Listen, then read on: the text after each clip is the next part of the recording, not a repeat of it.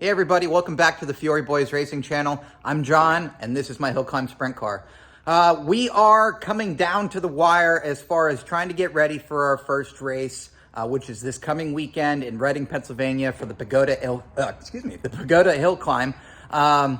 And hopefully we make it. It's a 50-50 shot. I'm waiting on some wheels and tires for the rear, and both of which are going to come down to the wire to see if we can get. That's kind of my fault, only because I didn't have the funds to get them, until like really right now. And the reason for that is that it's about a $2,000 investment just for 2 wheels and tires.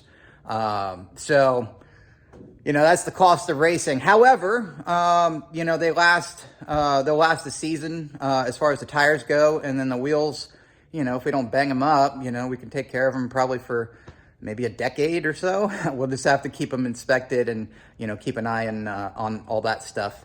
But I'll show you what I got going on as far as what I've gotten accomplished in the short amount of time since my last video. And I've been putting in the hours in the shop to try to get all this done. As you can see, I got the Bodywork going here. This is the tail tank shell. I trimmed out all the edges here. I still got a little bit more to do, but it's not too much. And then this thing will be ready for paint. My buddy Felix is coming over tonight to help me finish this off, and we're at least get it to where it's presentable enough to take this weekend. Whether we put it in prime or actually paint it will depend on how long it takes. So with that being off, I took advantage of that and drilled out these holes to make, this was the last thing to secure all the fuel mounting. Up in front of that, I will have a shield that wraps up, from here all the way to the top part here. And that will basically block off this area from the fuel cell. And that will bolt right into here. So it's, all kind of works pretty seamlessly. The next thing is the shrouds, or the, protection panels, whatever you want to call them. This one is all secure. It came out pretty nice. And then, so this is just, I think 18 gauge steel. And then this is 11 gauge steel. So this is really thick stuff. So I think around 1/8 of an inch or a little bit more. And then what I did was I scored these lines, made a template, and then I scored these lines for the bends, and then bent them. And the reason why I had to do that is because my bender won't do 11 gauge steel.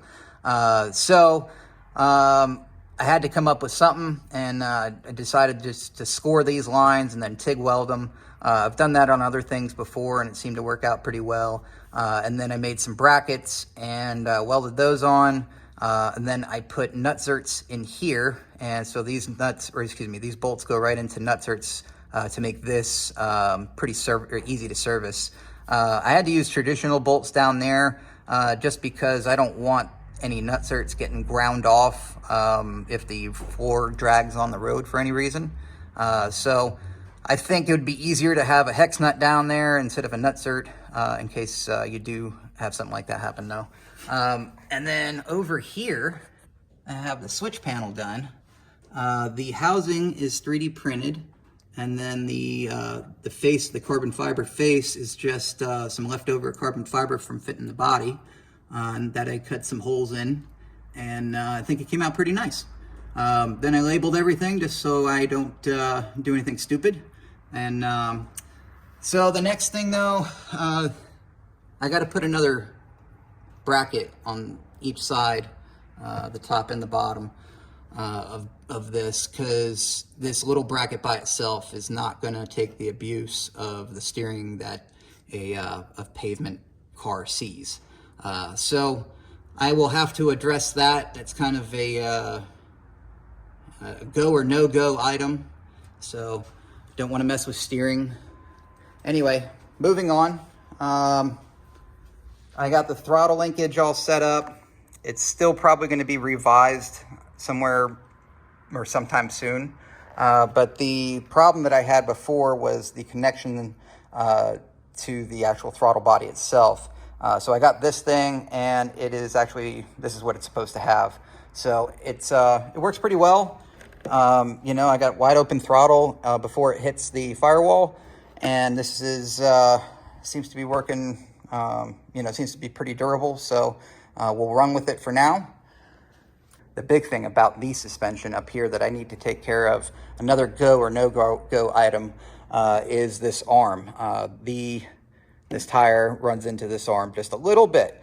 And then this side, since it has this S-bend, you know, to allow the tire to come this way, it doesn't have any issues. So what I need to do is get one for this side, and I'm not sure if they even make anything like that, just because it's not needed on an oval car.